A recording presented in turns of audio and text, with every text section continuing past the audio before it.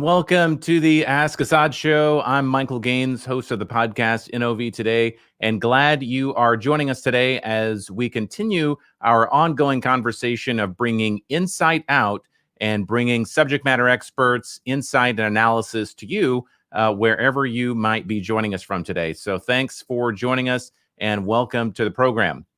Before we jump into our main conversation, we want to go ahead and bring in Shelby Dumaine to share with you how you can be a part of the conversation and share your thoughts, insights, or comments. Hey, Shelby. Hey, Michael. Yeah, so there's a couple different ways that our audience can get involved with the show. The easiest way maybe is by commenting here on the video, whether you're watching on Facebook, LinkedIn, or YouTube. We are in the comments throughout the entire show. And at the end of the show, we're going to do a Q&A, and we're going to get to as many of those questions and comments that you add in the comment section below. So go ahead and type any of that there. And like I said, we'll get to as many as we can. Then after the show, say you have a question or another comment or even an idea for something you'd like to hear us cover on a future episode, there's a couple different ways you can reach out to us. The first is you can send us an email. AskAssaad@nov.com is that email address. So you can just shoot us a quick message and we check that inbox every single day. And then the other way, and I think I've said this many times before, but it's my favorite. We actually get to hear the voice of our audience, and that is by calling us. We have a comment line. You can call it at country code +1 346 223 4799. You can call us. You'll be able to leave a voicemail. You can stay anonymous, or you can let us know your title and where you work, and we'd love to feature you on a future episode. And so those are a couple different ways you can get a hold of us. But for today, during this show, if you'd like to get a question or a comment for Assaad or our special guest coming up, then go ahead and comment those down below. And like I said, we'll get to as many as we can throughout the show.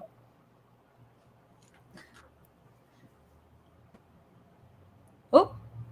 And we just have a few technical difficulties, but I think we can go ahead and bring it over to Assaad. Assaad, can you tell us a little bit about kind of the last week or any updates you have for us? Yes, absolutely. Hi, Shelby. It's nice to see you here. It seems like Michael's having some technical difficulties in joining us, huh?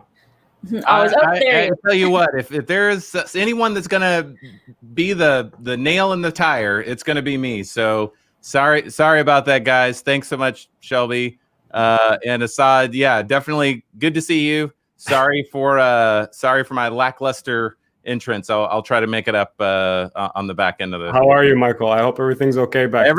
Everything is moving along. Good. Everything is moving along. So we're gonna make the best of it. But yeah, no, definitely good to see you. And one of the things that we've touched on in the past, we haven't really had a focused conversation like we are today. But we're kind of talking about the offshore space and really what's been happening there, especially again in kind of this OPEC plus or OPEC plus COVID-19 type world. Yeah. Well, you're absolutely right, Michael. We're going to talk a little bit about offshore today. I know shale has taken the spotlight for quite a bit of time in the last 5 or 10 years, but that's primarily because how volatile it has been and how reactive to changes in oil price and influential to the whole supply and demand equation worldwide. But today we're seeing shale struggle, and we're seeing the whole industry struggle. Everybody's experiencing some challenging times, and it seems like some of the fundamentals are changing as well. I think we just a major build-up cycle of offshore rigs for offshore equipment. And even in shale in the last decade or even maybe two since year 2000, if you take out 2008, then it's a pretty long build-up cycle. It feels like it's come to an end really, but over half a decade ago. But what we're seeing today is the compound result of oversupply from OPEC plus earlier in the year, as a result of low demand due to COVID-19. And as a result, companies are struggling to pay debt due to reduced activity, reduced demand for their product.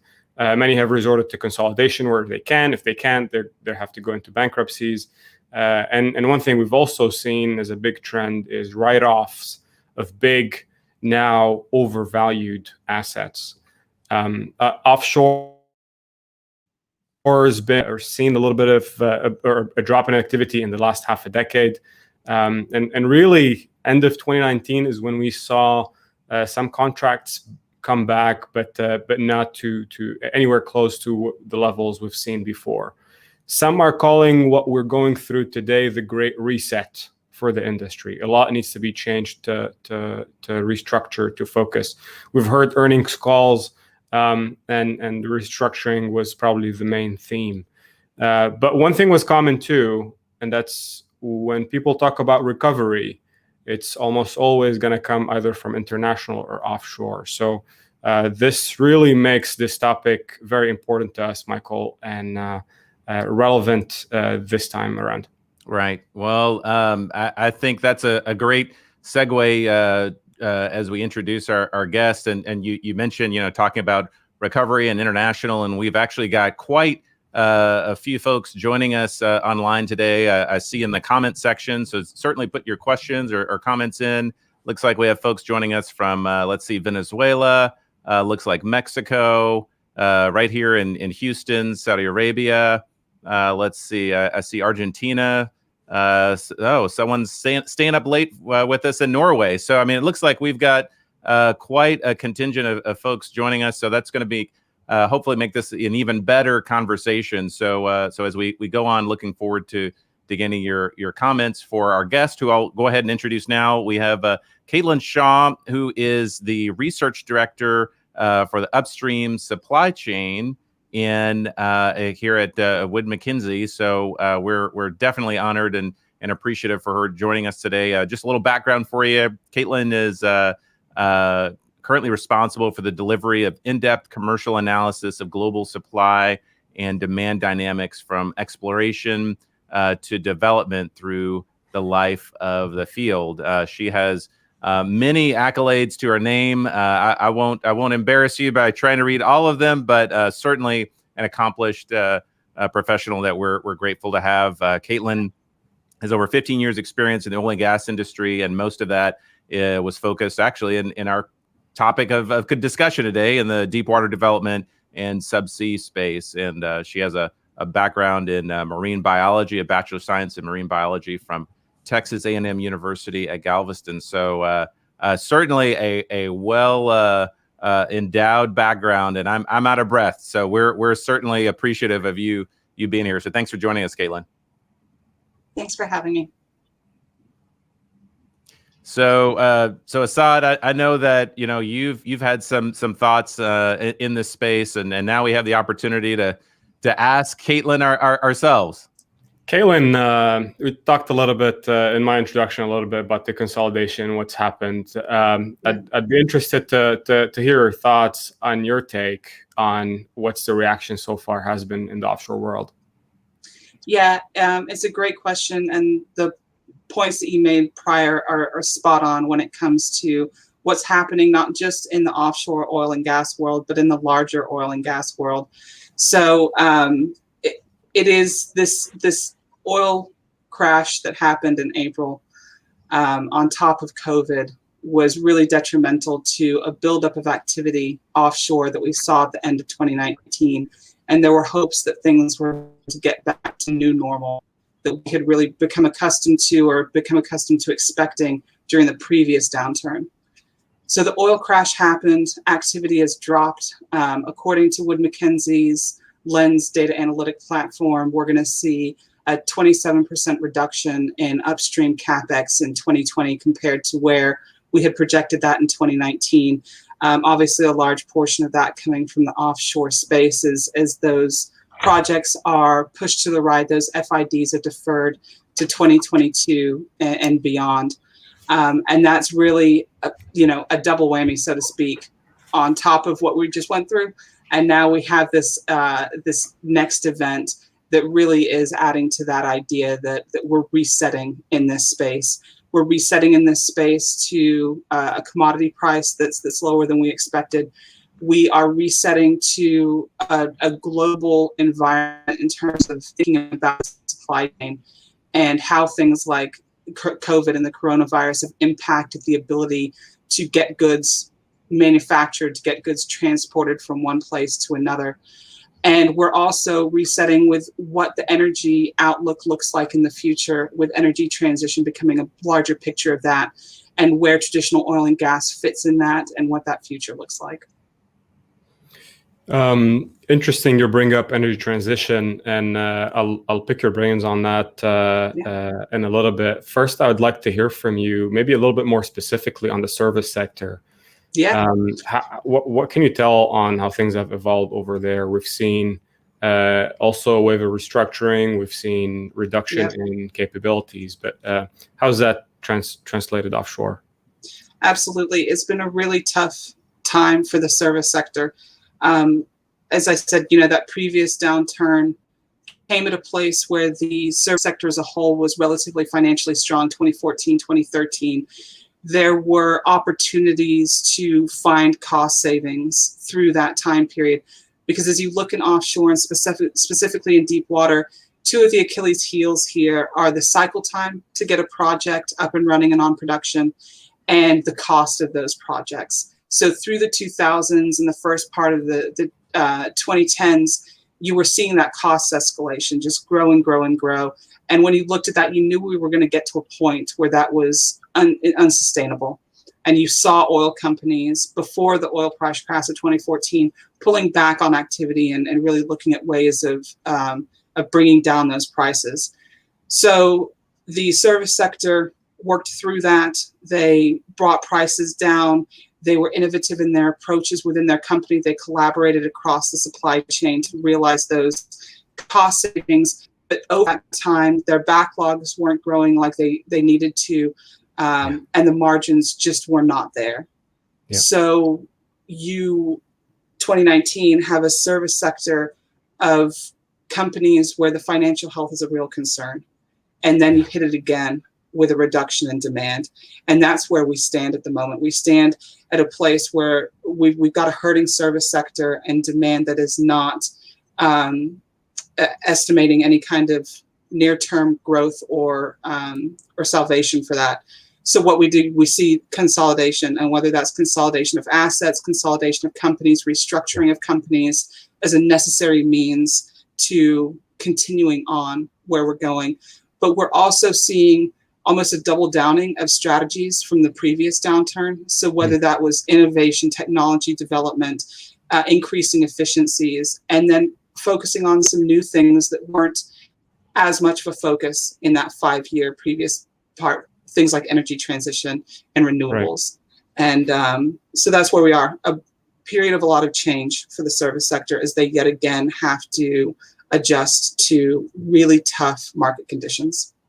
Yeah, if you're an oil producer in a low price environment, you still have some cash flow. If you're a service company, you probably have zero cash flow and have to do things a little bit differently. Absolutely. Question, maybe another thought. I know that you talked, broadly on some of those changes that we're seeing.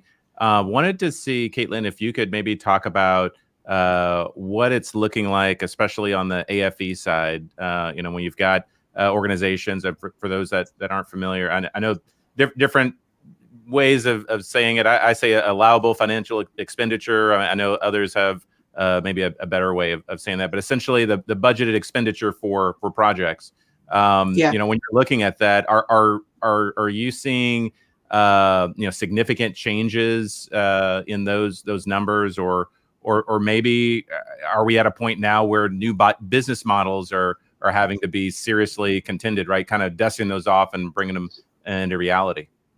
Yeah, so it's a great question because costs are always that question and that focus. And especially in times like this when operators are pulling back that CapEx, they want to know how to use it, where to use the money that they have, and knowing that the competition for that available CapEx is ever increasing. So they're focusing that on their highest value assets and projects out there. And what we're seeing with respect to the cost is that, they're looking for all the cost breaks, the operators that they can, because they're being asked to do that within their companies and for their budgets. But they are also recognizing that they cannot go back to the service companies like they did in 2014 and 2015 and expect the same 30 to 35% reduction in cost that they may have gotten in certain market segments in certain parts of the world during that period.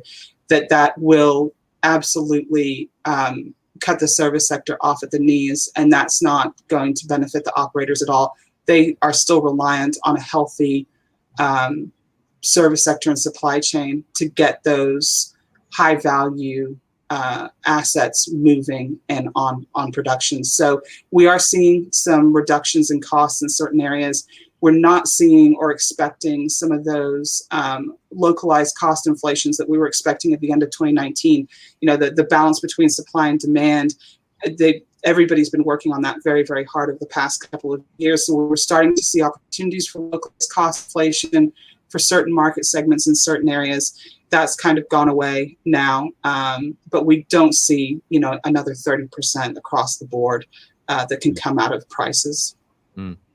So maybe as a quick follow-up for you, then, I think, but between you and Assaad, you both have way more years of experience in the field than I do. But I know that when I first came in several years ago, it was always kind of told to me, it seems like a lot of the high-end innovation and technology development kind of starts offshore and sort of migrates in, right? Some of your bleeding ideas and rightfully so. But so I'm kind of curious, still in this time, I know there's innovation and development continuing to go on even now. So kind of where do we see that, and what are we seeing with respect to new ideas, new technology specifically when we're looking in the offshore space?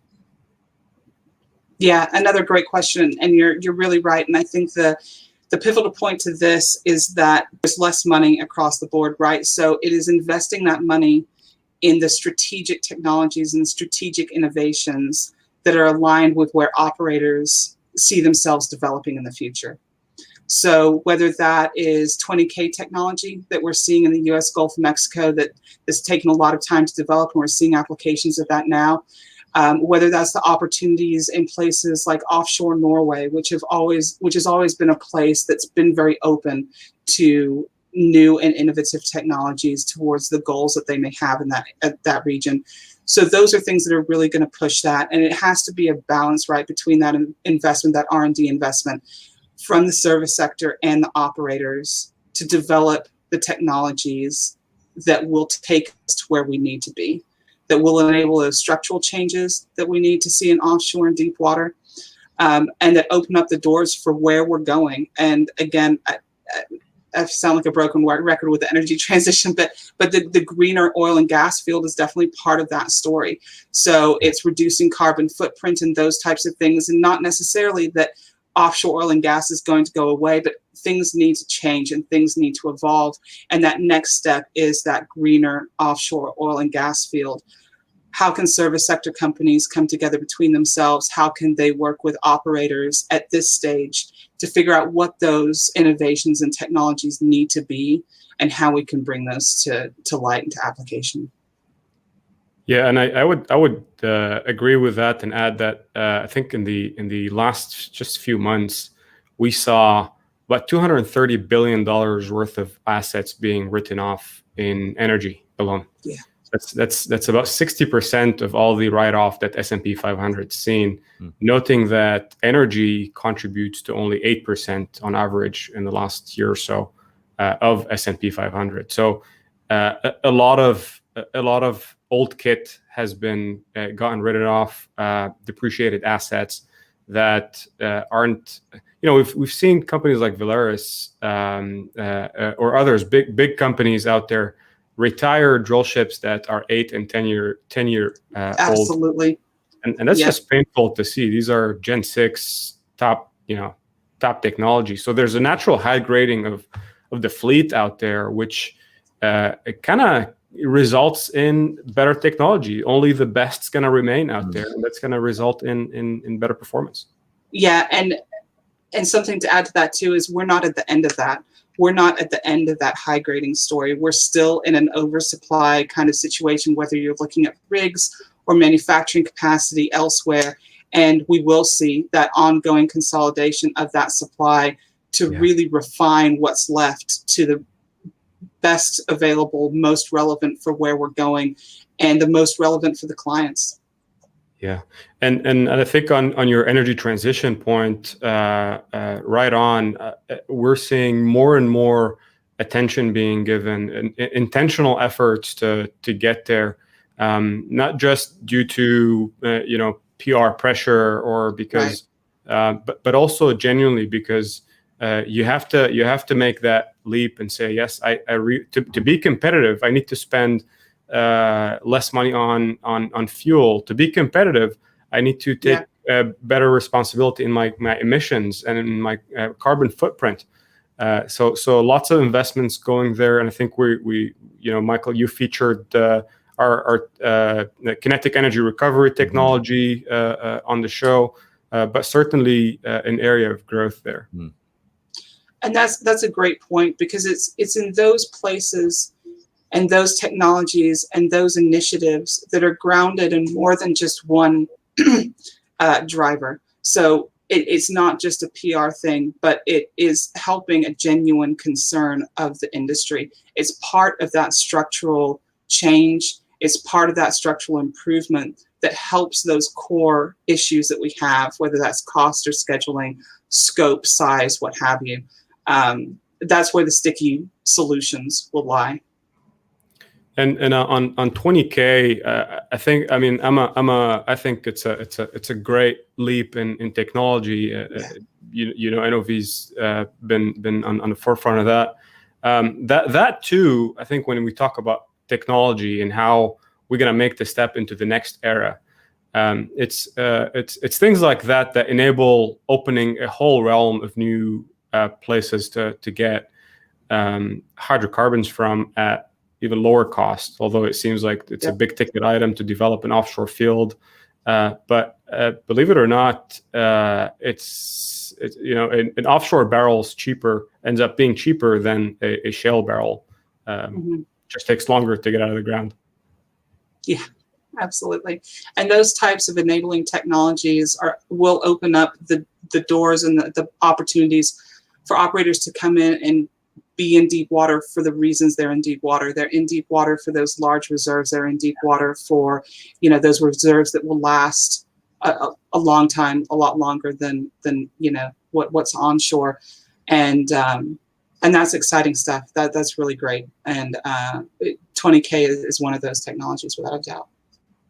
Caitlin, speaking of 20K, exploration is one area that's taken a hit over the last few years. What does Caitlin Shaw and Wood Mackenzie think of that space going forward? So exploration it's one of those places, I remember in the early 2000s when exploration was really, really active.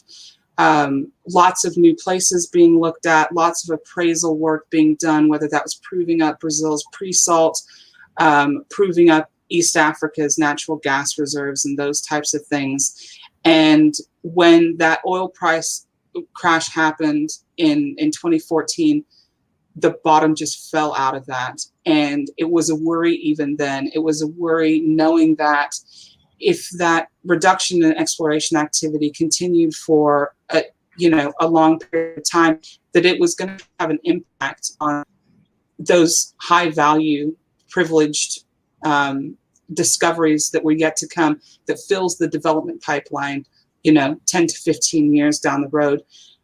At the end of 2019, we're seeing some bright sparks in terms of activity kicking up. But again, March and April of 2020 happened, and we saw that come down again. And so we're in for another period of at least reduced from what our expectations were, perhaps flat to a bit down from what we actually saw in the past couple of years. but exploration is one of those places where it's, probably the quickest and easiest to pull back CapEx, to pull back spending. Right. So we'll continue to see that impact, and yeah, that should be a concern for the offshore world. Right. Michael, are you gonna go or should I go? No, I have my desire for those glistening words that I know is coming. The good news hotline featuring Assaad Mohanna. Like, yeah. I want to hear it. Yes, the silver lining. That's right. Kaylin, if you don't know, we always have to conclude with what's good about this. It can't be all grim. I can appreciate that. Yeah. I wanna first hear from you. Maybe if I kind of summarize what we talked about, it's we were. It's difficult times. Offshore has been going through really rough few years. Saw a little glimpse of hope at the end of 2019. But now back into it again. We're seeing consolidation. We're seeing some restructuring offshore and new strategies for the offshore companies. What are your thoughts on what comes next, and how does offshore compete with the new shale when that comes up too? How do we surface from that on a positive note? Yep, absolutely. And I like that aspect of the show of ending on a positive note, because there's always the positive opportunity to find here. And if you take a step back at like the 50,000 foot altitude of all of this, the past 6 years has told us things have to change. Whether that's commodity driven or whether that's, things with COVID, things have got to change. And you can either be defensive against that and not be on board with that, or you can embrace that and find that place, find your place in that future. I think energy transition, as I've mentioned before, is a great place for this. Whether that and that goes across your range. It's not just leaving oil and gas behind and finding renewables. It is finding and evolving into a greener oil and gas field. It's diversifying within the supply chain, your services, and finding places where you could perhaps adjust what you're doing slightly in offshore, and it now becomes applicable to offshore wind. I think that those are great things, and staying close to your customers, because that's those customers, those oil and gas companies, those energy companies, they're the ones who are going to drive us where we need to be. And sticking close to them, making sure that you're aligned and engaging with that, and developing in line with what they're asking for and what they're looking for. I think that the opportunities are there, and that's really exciting. Offshore isn't going to go away. The focus may change, the solutions may change, the need to innovate and collaborate may change over time, but embracing that is the way to find those opportunities for growth and success. Yeah, that's so true, and I maybe add a little bit to that to echo what you said, Caitlin. It's really how do we create value? There was so much value destruction in the last 6 months alone that now Definitely. It's really time to think differently.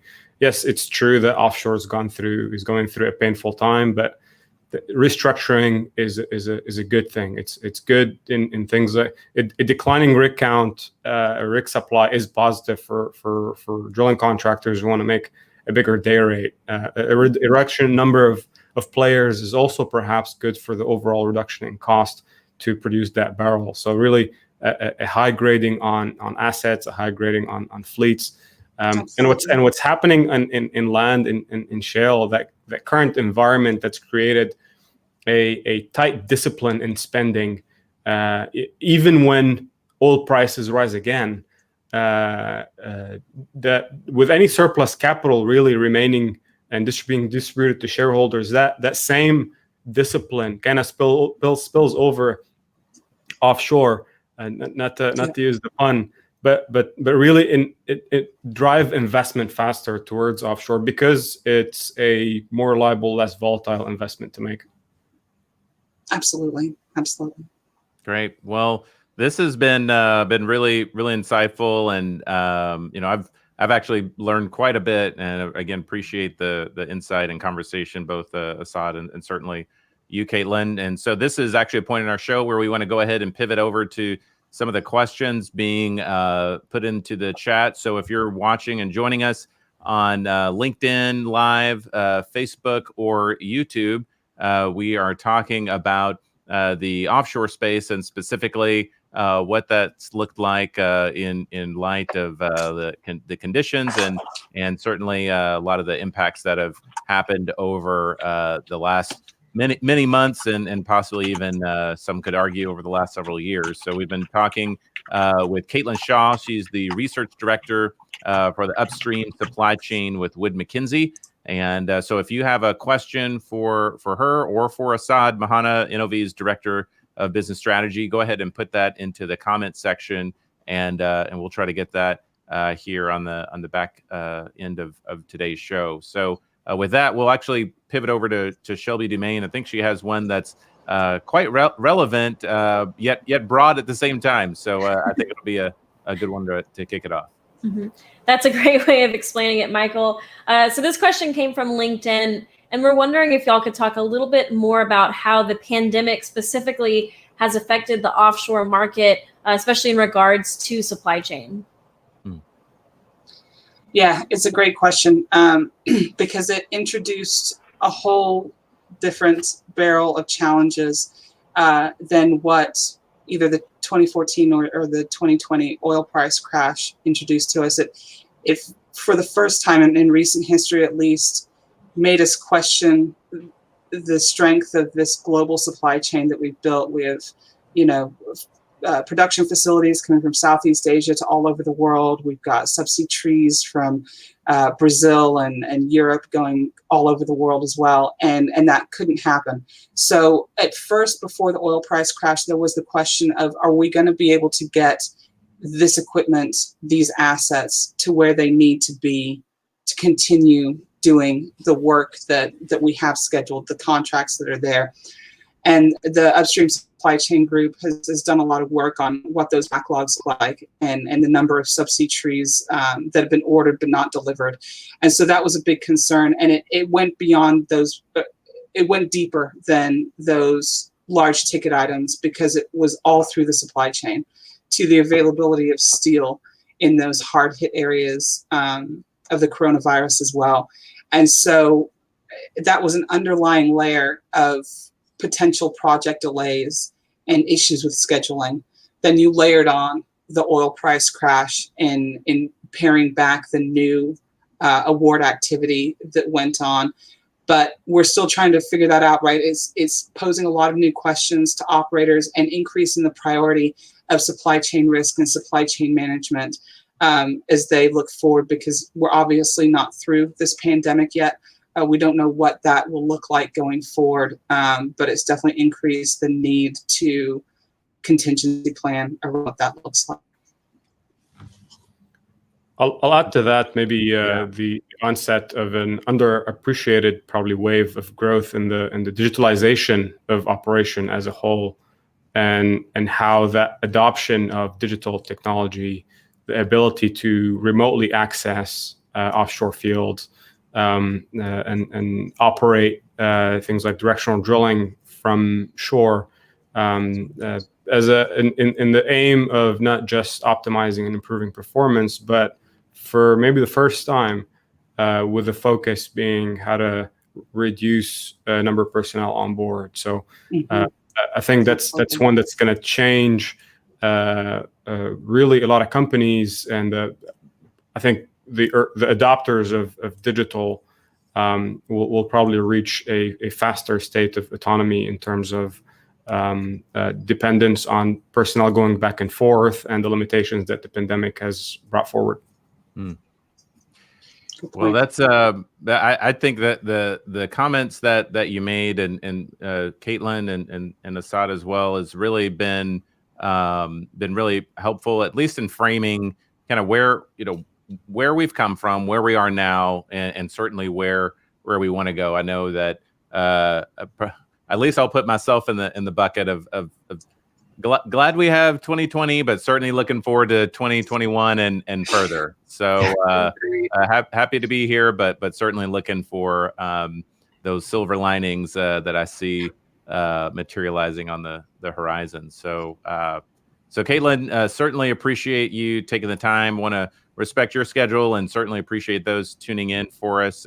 If someone has a question or comment, maybe on something that you mentioned and they wanted to follow up, what's the best way for them to get in touch with you? Yeah, absolutely. They can reach out, email me. I'm on LinkedIn as well. Email address is Caitlin, CAITLIN.shaw@woodmac.com. Okay, perfect. Yeah. So send an email. Hopefully we're not gonna make your inbox explode there, but certainly appreciate your expertise and yeah, if folks want to learn more, you can certainly head over to woodmac.com as well. And I'm sure there is a plethora of resources and ways to connect. So Absolutely. Caitlin Shaw, she again is the research director for Upstream Supply Chain at Wood Mackenzie. Joined us by also with NOV's Assaad Mohanna, director of business strategy. So thanks to you both for the time today. Thanks for having me. And thank you for joining us today on the Ask Assaad show, where we look to bring insight out and to share analysis, perspective, and thoughts on the industry and its impact on the global economy. So if you have any questions, comments, or thoughts that you'd like to share with us, feel free to send us an email. Easy email address is askassad@nov.com, or you can drop us a line, whether you'd like to leave your name or not, but that number is going to be +1 346 223 4799, and we'd be happy to get your voice memo or your message or just your thoughts. We're always appreciative and look forward to receiving those. So on behalf of all of us here at NOV, thanks so much for watching and for listening, and we'll talk to you next time.